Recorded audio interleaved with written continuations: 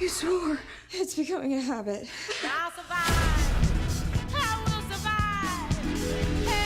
Hey, salut beau gosse. Et est-ce que je vous avais pas promis qu'on se retrouverait rapidement pour parler de cette nouvelle trilogie Fear Street avec aujourd'hui le second épisode, toujours inspiré par ces romans qui ont été écrits par notre auteur qui a bercé notre enfance à tous, j'en suis sûr, Robert Lawrence Stein. Et je vous l'avais promis, ne faites pas les innocents. Et pour tout vous dire, j'ai passé un agréable moment devant le premier opus, même si j'admets qu'il possède de grands défauts. Mais que voulez-vous en même temps si vous me proposez une expérience horrifique avec un côté nostalgie et un côté un peu Goonies, mais Goonies un peu du côté adulte, si vous voyez ce que je veux dire. Et bah mon cœur il fonce, il s'y accroche et j'ai du mal à le rattraper parfois, et ça a été complètement le cas avec le premier opus. Alors est-ce que ça sera la même chose avec ce deuxième opus? Est-ce que Fear Street 1978 est un bon film? C'est ce qu'on va évoquer aujourd'hui dans notre critique. Fear Street 1978 se déroule complètement dans la continuité du premier opus, où nos aventuriers cherchent des solutions à leur curiosité pour tenter de rompre la malédiction de la ville de Shadyside sous la joute d'une sorcière. À l'aide d'une narratrice qui sera au cœur de ce nouvel opus, nous plongeons dans le passé, en 1978, à la découverte de nouveaux mystères, au sein d'une colonie de vacances en proie à un terrible tueur. Et vous l'aurez compris avec ce court résumé, ou encore plus en visionnant le film, c'est vraiment quelque chose qui saute aux yeux, c'est que le film a du mal à gérer ses références et a du mal à créer ce sentiment de nostalgie avec des références qui sont parfois beaucoup trop poussées. Et c'est le problème que j'avais déjà évoqué dans le premier opus, c'est qu'on est complètement dans cette continuité, et si vous avez détesté ce côté-là du premier opus, bah vous allez encore plus le retrouver dans ce second, je trouve. C'est qu'il y a un côté qui est encore une fois trop grossier au niveau des références, et cette référence qui est principale, qui est Vendredi 13, tout comme l'était Scream dans le premier opus, encore une fois c'est mis en avant, et c'est beaucoup trop grossier, c'est beaucoup trop vulgaire. En fait ça fait pas travailler, et c'est cela qui me dérange. Et à côté de ça, il y a quand même des références qui sont bien travaillées, il y a des petits clins d'œil qui sont subtils, et même des clins d'œil qu'on n'a pas forcément vu, peut-être qu'on verra au deuxième visionnage, comme c'était le cas avec le premier opus. Si vous avez fouillé les forums et ce genre de choses avec le premier opus, vous avez vu qu'il y avait tout un tas de clins d'œil que moi personnellement qui ne m'ont pas sauté aux yeux. Bah là ça sera sûrement la même chose, et c'est dommage parce qu'il y a un côté parfois qui est subtil, qui est assez rare, et un côté qui est parfois extrêmement grossier, et ces références qui sont grossières, notamment à Vendredi 13, bah je sais pas, il y a un côté un peu trop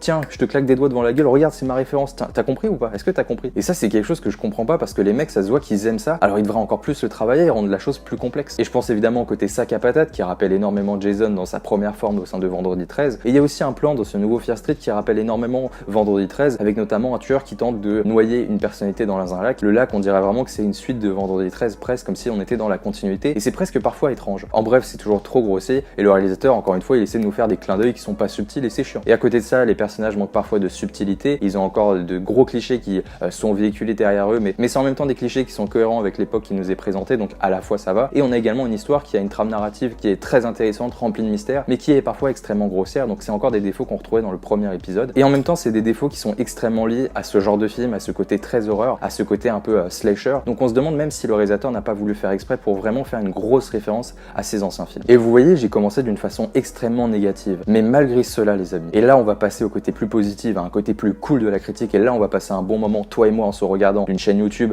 à toi qui es sur ton fauteuil, sur ton siège. C'est que malgré tous ces défauts, et ces défauts d'ailleurs qui étaient déjà présents dans le premier opus, bah c'est que bordel, merde, j'ai passé un moment de pur plaisir et j'ai vraiment kiffé le moment.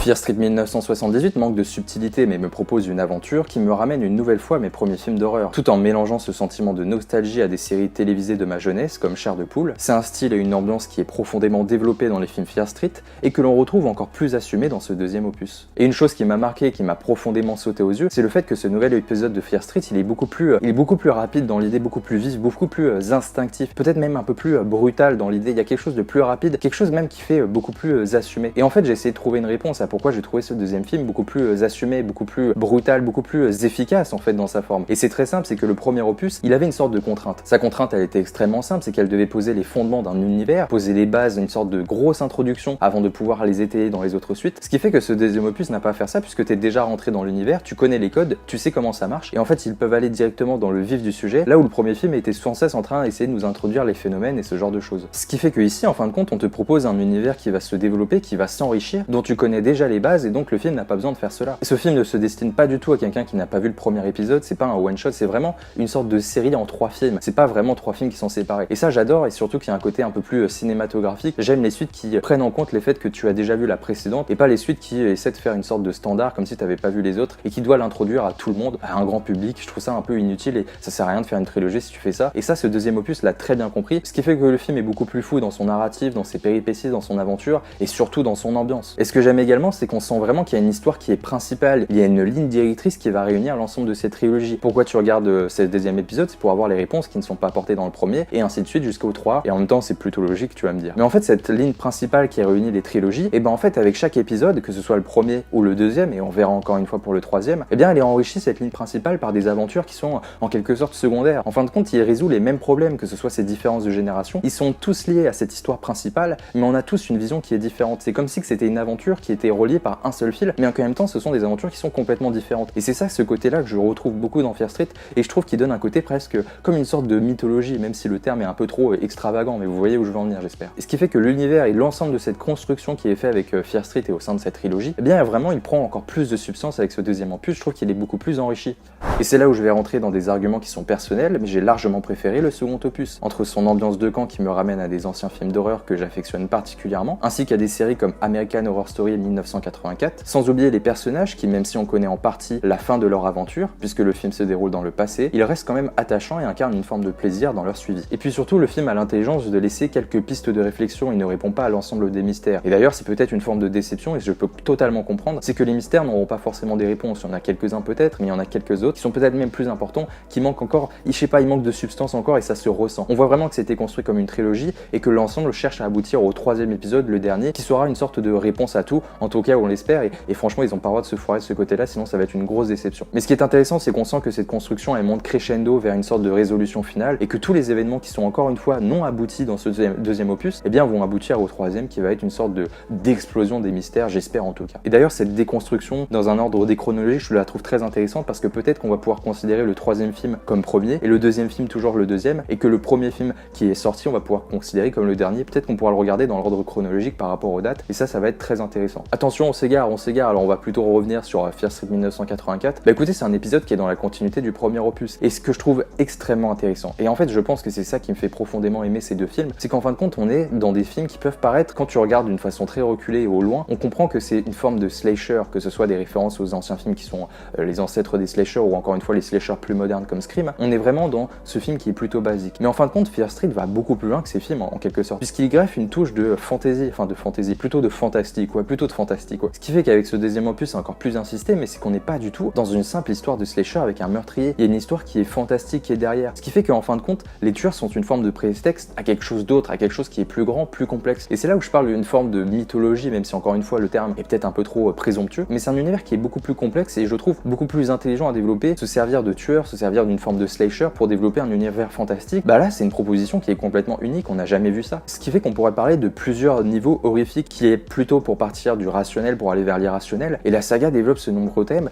et encore plus de ça, c'est qu'il y a tout un tas de pistes avec une forme de mystère et ce genre de choses qui donnent un côté extrêmement riche à l'univers. Et c'est dommage d'ailleurs que cette trilogie ne s'enfonce encore pas plus là-dedans, et qu'elle préfère développer des choses un peu trop grossières par moment, parce qu'on aurait pu avoir une trilogie qui aurait été peut-être même fantastique si elle avait corrigé ses défauts. Mais je suis obligé de le dire quand même, ça reste quand même une bonne aventure si vous êtes indulgent, et même si vous n'êtes pas indulgent, si vous voyez ça d'une façon assez comme une forme de divertissement, ça passera extrêmement bien. Et je pense sincèrement que si vous avez aimé le premier opus, vous allez encore plus aimer ce second épisode. Si vous êtes un amoureux de Vendredi 13, bah alors là vous allez péter un plomb, et ça c'est vraiment bon. Et si vous n'avez pas aimé le premier opus, bah ça me paraît logique, ne regardez pas le deuxième. Et ça, je sais qu'il va y avoir des gens qui vont faire le mauvais choix de regarder le second opus alors qu'ils ont détesté le premier, comme s'ils voulaient finir la trilogie. Ce que je peux comprendre, t'as envie quand même de savoir les choses. Mais encore une fois, ça sera un mauvais choix de votre part si vous passez un mauvais moment et que vous n'avez pas déjà aimé le premier épisode. Ça sert à rien de continuer cette trilogie. En revanche, ceux qui ont aimé, qui ont passé un très bon moment, ceux qui sont fans, ceux qui ont adoré le premier épisode, et bah vous allez péter un plomb devant le deuxième qui est complètement dans la continuité, mais encore une fois, je le trouve beaucoup plus assumé, beaucoup plus boosté aux stéroïdes, ce qui fait que pour moi, ça fait partie des suites où le deuxième opus est meilleur que le premier. Et ça, c'est une chose rare à noter. Il y a que Terminator qui a réussi à faire ça. Et me dites surtout pas que Alien 2 est meilleur que Alien 1 de Ridley Scott, sinon on va pas s'entendre. Eh bien écoutez, j'espère que j'ai été le plus clair possible dans mes propos, j'espère surtout que vous avez passé un très bon moment. Et puis on se retrouve pour le dernier Fear Street 1666. J'espère qu'il va prendre une nouvelle direction, qu'il va proposer visiblement quelque chose d'autre. Vraiment là, par contre, je vais être beaucoup plus exigeant avec ce troisième opus parce que je m'attends à quelque chose de plus complexe. Et vu l'époque, etc. où ça se déroule, ça me paraît bizarre qu'ils adoptent une ambiance un peu 80s et tout. Enfin, j'attends vraiment quelque chose de plus sérieux dans ce troisième opus. Et peut-être qu'il va réussir à me surprendre, peut-être que j'ai des fausses attentes. Mais en tout cas, j'ai hâte de voir comment tout cela va se conclure et si l'ensemble des pistes vont être résolues. Et puis voilà, c'était un peu un rendez-vous quotidien de ma chaîne, donc j'espère que vous serez en rendez-vous pour cette troisième et du coup dernière critique. Je suis déçu qu'il n'y ait que 3 épisodes, ça aurait été cool que ça continue, mais bon, c'est déjà bien, on va pas trop en demander. Et si ces vidéos vous plaisent, n'hésitez pas à lâcher un like, à vous abonner et surtout à mettre un commentaire, j'ai envie qu'on débatte. Et on se se retrouve bientôt. Surtout, prenez soin de vous. À la prochaine. Mouah, ciao, bene les gars.